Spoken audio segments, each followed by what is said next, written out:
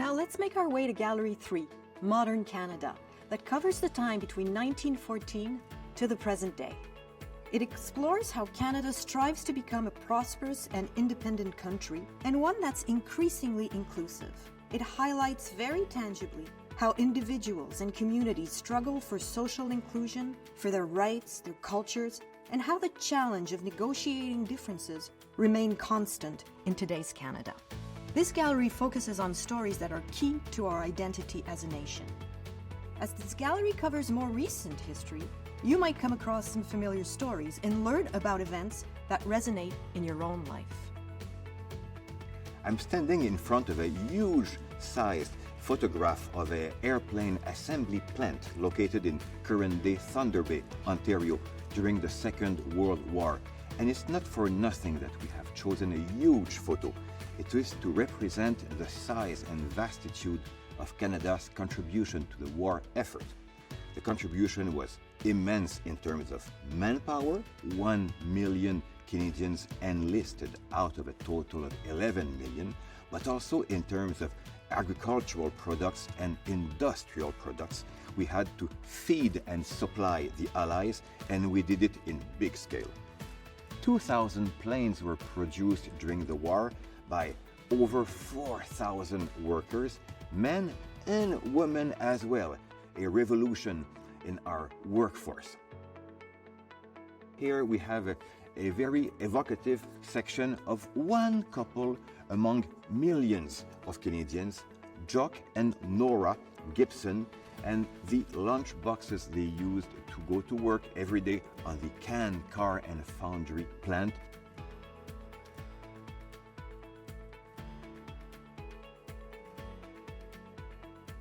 We are in the 1960s section of the Canadian History Hall.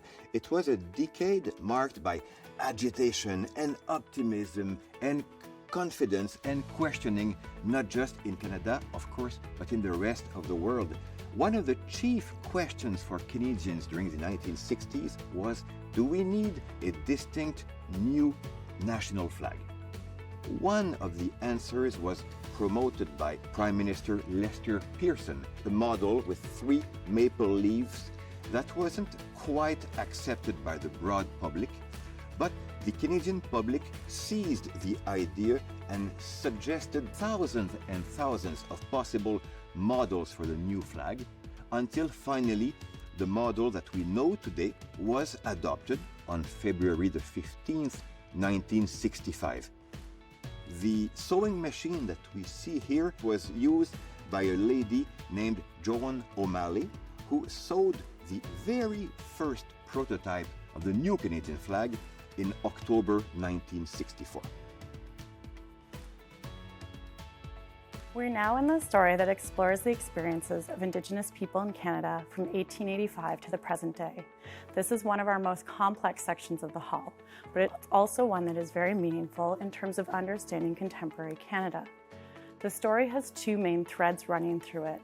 The first shows how federal policy towards Indigenous peoples centered on 2 main goals. One was to gain access to their lands and resources. The other was to reduce the number of legal and historical obligations, including treaty rights, the government had with them. The second thread reveals how Indigenous people responded to these threats through resistance, cultural affirmation, and self-determination, and in doing so challenged and changed Canada. The zone we are standing in blends these 2 elements. Residential schools represented a key component of the federal government's attempts to assimilate Indigenous people through forced education that sought to eliminate their knowledge of Indigenous languages, cultures, and ultimately relationships to the land and community. The system was chronically underfunded, and abuse, both physical and sexual, was rampant. Over 150,000 children attended these schools.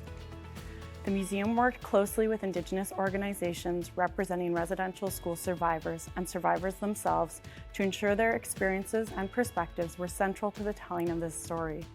While the exhibition shares first-person accounts of hunger, abuse, and homesickness, it also reflects the resilience of Indigenous cultures as they resisted assimilation and fought in political or legal arenas for compensation for the ongoing harms the residential school system inflicted on Indigenous communities. Through political organizing, artistic expression, and cultural education, Indigenous peoples have resisted assimilation and worked to have their fundamental rights recognized and respected. Such affirmation takes many forms, coming from elders, political leaders, artists, and community members. One example of this effort is this beautiful piece of regalia, a fancy dance dress, shawl, leggings, and moccasins made and worn by Mi'kmaq artist and dancer Amanda Larocque at the opening ceremonies of the 2010 Winter Olympics in Vancouver. She and 300 other Indigenous dancers asserted the ongoing and dynamic cultural richness of Indigenous nations to the world during the ceremonies.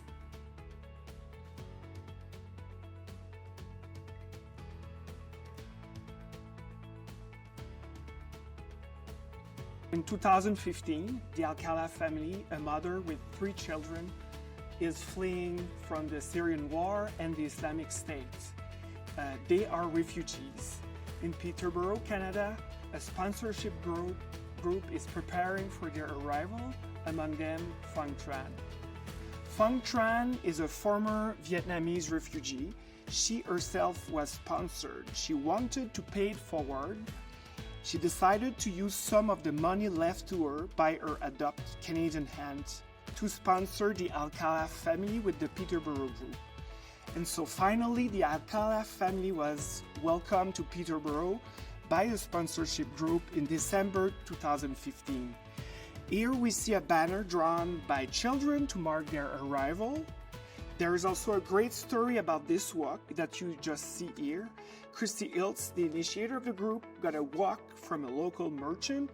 In the middle of the winter, Amal prepared beaver tails using a sage d'oeuf, a traditional Syrian bread, for the Iltz, McNabb, and Alcala families. It was a great example of a cross-cultural exchange. And finally, to thank Canada for welcoming them, the family gave Justin Trudeau the Maclean's magazine that told their story, along with this message, Amal to Justin, thank you.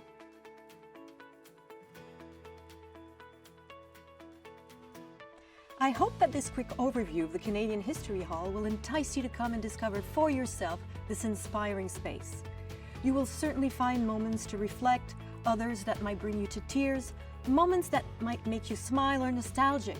All of them are part of our history. Today, Canada has a reputation for stability and compassion and ranks highly in humanitarian aid and global involvement.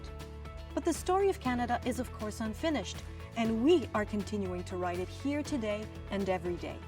What do we hold dear and seek to preserve? Where do we go from here?